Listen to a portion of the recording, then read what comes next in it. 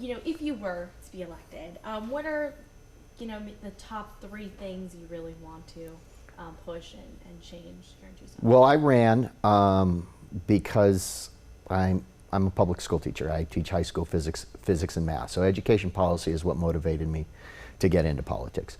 So I ran basically on two major themes. And that was, I understand education.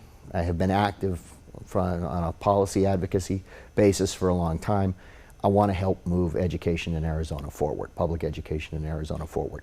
And then the other theme was representation for Southern Arizona. I take that title that I have, representative, very, very seriously. So most of the work that I did in this past legislative session was centered around education issues or solving specific issues for the district that I represent. So most of the bills that I sponsored and passed were to solve specific problems in the district that I represent. So what, you tell me about like those specific. Well, so for instance, I was able to do a measure that dealt with a sales tax issue for the city of South Tucson, a flood control issue for the small town of Patagonia, solving an accreditation issue for Santa Cruz County provisional community colleges, allowing nonprofits, and this is one that actually affects the state, but it was brought to me by a large nonprofit in Green Valley to allow them to do electronic elections, saving themselves lots of administrative costs. So issues like that. So you say education's a big thing for you. What would you like to see, change? I know that some school districts are having so many problems, and well, we have. I mean, the elephant in the room is the funding issue. Prop 123 was a start, but it was only a start. I would like to see in the next legislative session restoration of ninth grade funding for JTED, that's our career and technical education programs, and all-day kindergarten funding. So I believe those are accomplishable steps in the next legislative session.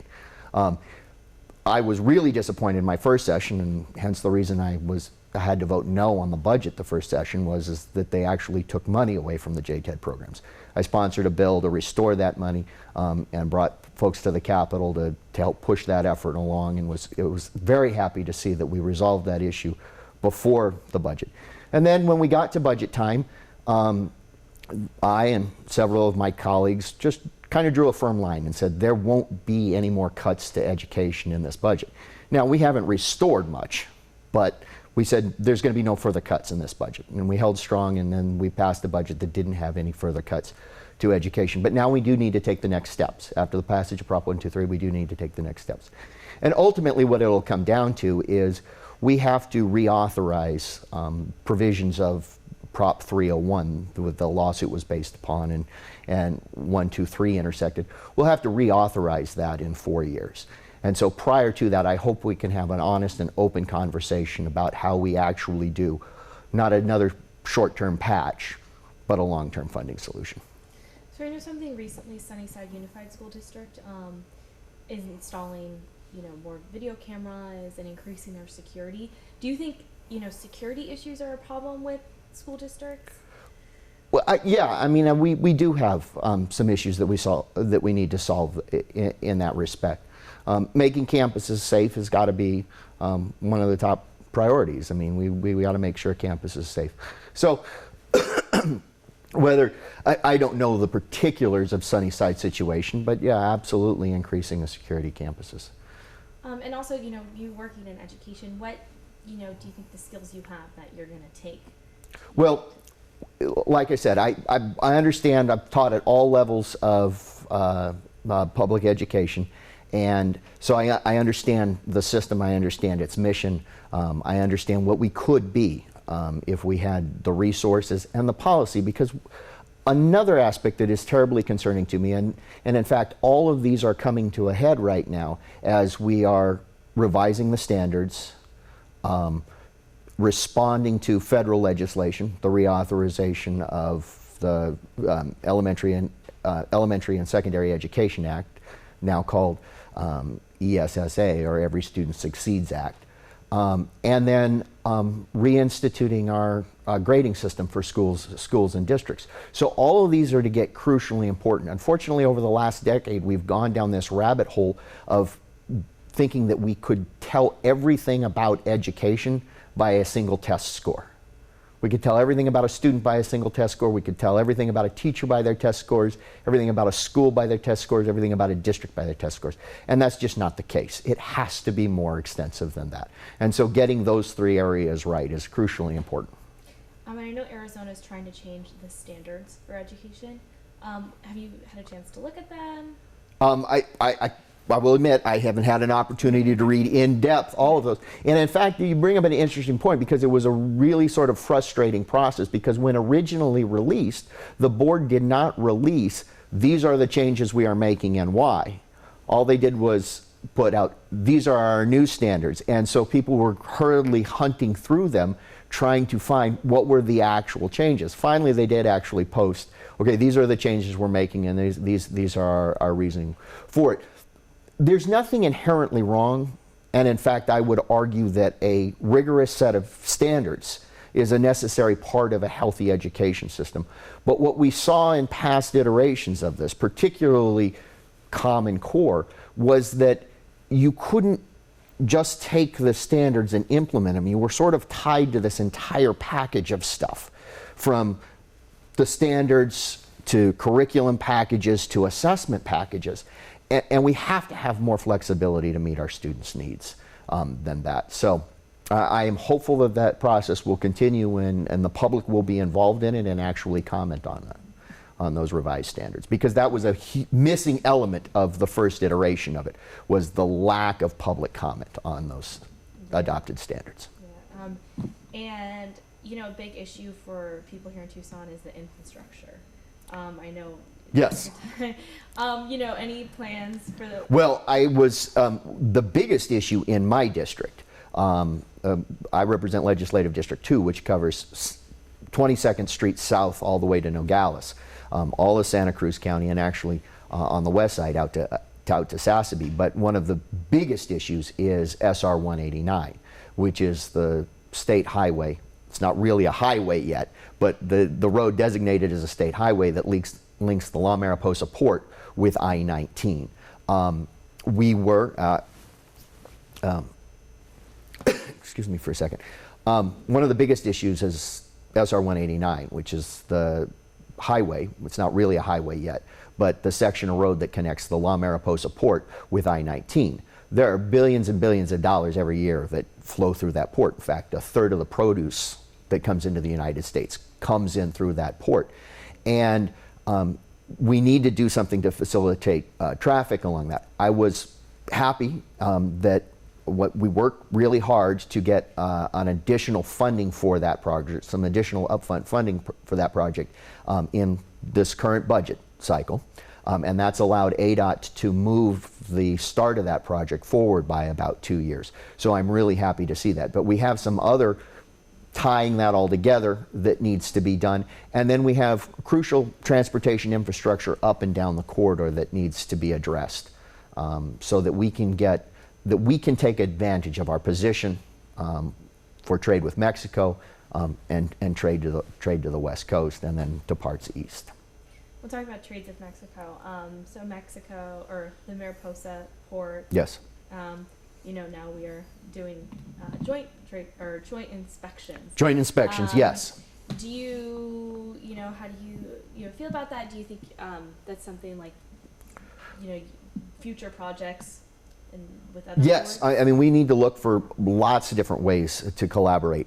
From what I understand, talking to the folks down in Nogales, that is turning out to be a very successful program, and reducing the wait times. Because we have to realize that there are some things that are within the control of the state, but there's a lot of stuff that we have to work on and we have to advocate for that's not necessarily in the control of the state. And one of those things is the staffing of the port at La Mariposa, right? The staffing of those ports. It has the capacity to handle a whole lot more traffic a lot faster, but they don't have the agents to do it.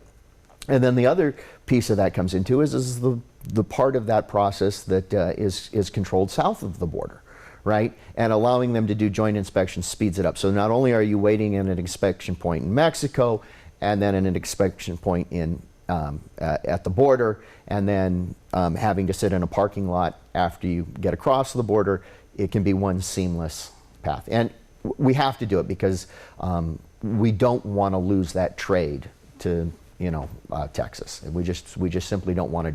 We don't want to do anything to drive it that direction. And I know recently, so gun control also a big issue. It is a big issue. There was something passed that now people can have guns near schools. How are you feeling? Well, the idea is that the school or the school district couldn't extend that off of their property. So on the public right of way, yes. I think that there's no question we have a gun violence problem in the United States. And I think rather than looking around the edges, we actually have to have an honest conversation and tackle the big problems. And I think we have four major problems. Obviously, as we've seen in recent days, terrorism is an issue. And I don't have the magic solution for that, right? I mean, I just don't have the magic solution, but we do have to address that one. The other one is the cycle of poverty and drugs and violence, right? And I think the long-term key to that, I mean, obviously we need to give our public safety officers the capacity and the resources to deal with it, but I think the long-term fix for that is actually education. We have to get into those pockets, and we have to give folks opportunities beyond that, and let them know that they actually do have a future, right? So, and then the other two would be mental health issues and domestic violence. And we do have to find a way to equip our public safety officers, our educational professionals, our healthcare professionals, more tools to intervene in those cases so they don't end up in tragic ends. And for District 2, what would you say is three things that you would really like, that are happening now that you would just like to change? Well,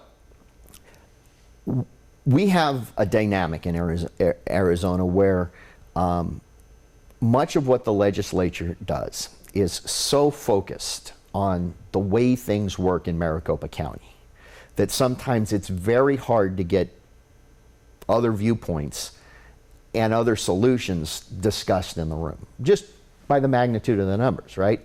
I am one of only two incumbent representatives from Pima County that serve in the majority caucus, right? And so while there's a few others that represent portions of Pima County, only one of two that are actually from Pima County. And so it's sometimes hard to say, hey, wait a minute, I understand what you're trying to do, but this doesn't work for the area of the world that I represent, right? The most notable example of that was the legislature 2 sessions ago simply passed a school funding issue from TUSD onto the county residents as a whole. Just simply said, we're not going to pay for this anymore, right? Here you go, county, you pay for it. Well, that's not really a solution that works, and obviously Pima County successfully sued on that, and we're going to have to go back to the drawing board. But when we go back to the drawing board, we have to make sure that there's a voice from areas outside Maricopa County that say, hey, look, we got a problem to solve here, let's solve this. And the problem is not to just strip resources from the school districts, and on the other hand, it's not just to pass the bill on to somebody else. We've got to figure out and sit down and way to solve it. And what would you tell people who are still, figuring out who to vote for in the November election? Like, what would you like to tell them? Well, I am a Republican. I represent a district that is majority. Let me try that one again. So I represent a very, very district. You name it, it's in Legislative District 2, from an Air Force base to mines to a border city to retirement community to a bedroom community to heavy urban area. You name it, it's in our district. And so I take that representation very, very seriously. I represent a district that has an overwhelming registration edge to the Democrats, but I am a Republican. And I'm not running because I am a Republican, right? I'm running to represent the district, right? And so I take what I do at the state legislature as far as representing that district very, very, very seriously. And so I ask folks, if you think that I can help make a difference and move Arizona education forward, and that I've done an effective job representing the concerns of the district that I represent, I'm not asking you to vote for me because of my view on federal issues, right? I'm not asking you to vote for me my view on social issues. I'm asking you to vote for me because I understand education and I'm going to represent the communities and the people that I represent. Great. So now moving forward, 42 days. What are your plans moving forward? Well, obviously it's to, talk to as many people. I mean, that has been the plan up to date, and that will continue to be the plan, is talk to as many people as we can. And one of the, it's interesting because legislative races don't usually get all of the headlines and don't usually draw out the big forums. But one of the things that I think people need to understand is regardless of your view of presidential politics, the local races are so crucial that you can't afford not to vote, right? Go out, meet the candidates. The local candidates are very accessible, right? My cell phone number is on my website, right? Give me a call. We are very accessible, and those races are so important to the future of our communities. And I just ask all of the candidates this, but what's your favorite part about District 2? My favorite part about District 2, I love the eastern side of Santa Cruz County. Now, I like all the parts of the district, don't get me wrong, but the eastern part of Santa Cruz County, the Sonoyta-Elgin area, is just an awesome place to go and visit, to hang out in, and the people are just the best. Now, they're the best all over the place, but I mean, the eastern side of Santa Cruz County is just an awesome place to be. Awesome. What brought you, are you born and raised? I am. Born in Tucson. Lived for a little bit when I was young in Douglas, Arizona. Went to school at NAU.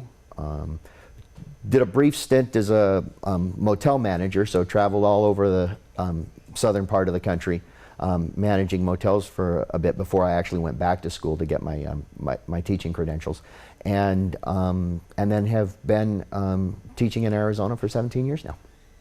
What's your favorite part about teaching? I still enjoy teaching. I still actually like, I mean, it just, seeing kids put stuff together. I taught physics for several years, and just seeing kids put stuff together and create stuff it's just an awesome thing. Unfortunately, in Arizona, the job, not the actual teaching, but the job has become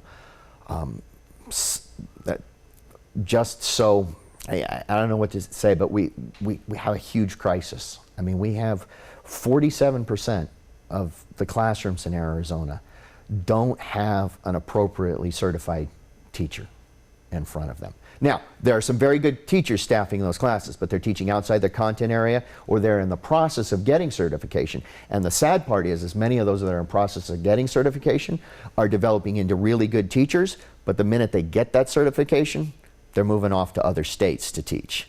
And then, of course, we have way too many classrooms that don't actually have a teacher in them and are just rotating subs through them in order to staff the position. So we have to solve that problem.